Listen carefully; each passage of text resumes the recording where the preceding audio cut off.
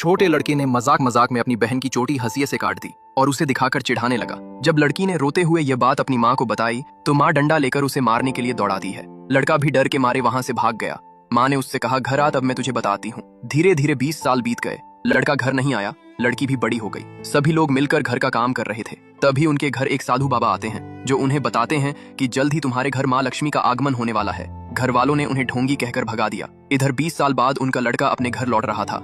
लड़के ने भी उन्हें उनका बेटा ना बताकर खुद को एक राहगीर बताया और उनके यहाँ एक रात ठहरने की अनुमति मांगी। काफी संकोच करने के बाद वे लोग मान गए और उसे अपने यहाँ रहने की अनुमति दे देते हैं। अगले दिन गांव का एक सरपंच जो उनके यहाँ पैसे लेने के लिए आता है, पैसे न मिलने की वजह से उसने उन्हें बहुत कुछ बुरा भला कहा। जब ये बात लड़के को पता चली तो वो अंदर से एक सूटकेस लेकर बाहर आया और उन्हें दिखाते हुए कहता है कि उसके जितने भी पैसे हैं आप उन्हें चुका दीजिए।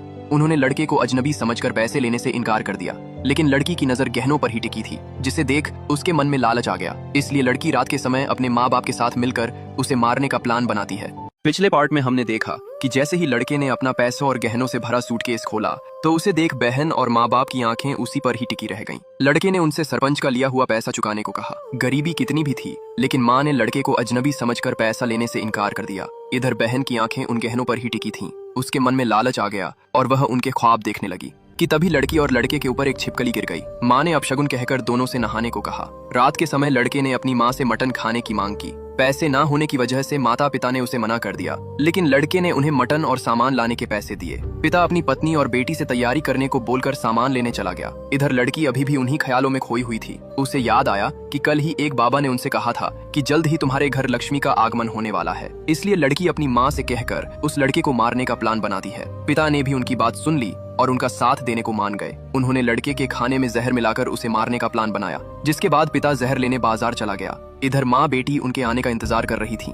काफी लेट होने की वजह से माँ जंगल गई, जहाँ से उन्होंने कुछ जहरीले पौधे लिए और घर आकर उसे पीसने लगी। इधर शराब के ठेके पर शराब पी रहे पिता को पता चला कि उनके घर जो लड़का 2 दिन से रह रहा है वह उन्हीं का बेटा है।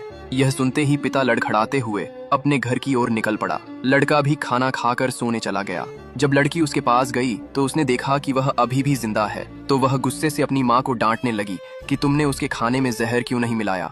इसलिए लड़की खुद ही एक चाकू से उसे मार देती है। पिता भी किसी तरह घर आया तो उसने देखा कि अब तो उसका लड़का मर चुका था। वह फूट फूट कर रोने लगा। उसने बताया कि यह अपना ही बेटा है। रोने की आवाज सुनकर गड्ढा खोद रही लड़की भी अंदर आई। जब उन्होंने लड़के की डायरी देखी तो उन्हें भी यकीन हो गया कि यही उनका बेटा है, जो बचपन में अपनी बहन को चिढ़ाया करता था और माँ के डर से भाग गया था। पूरा परिवार खुद को दोषी मानने लगा, इसलिए माँ जंगल से लाए जहर को खाने में मिलाकर खाने लगी। यह देख पिता और बेटी भी उसे खाने लगे, जिसके बाद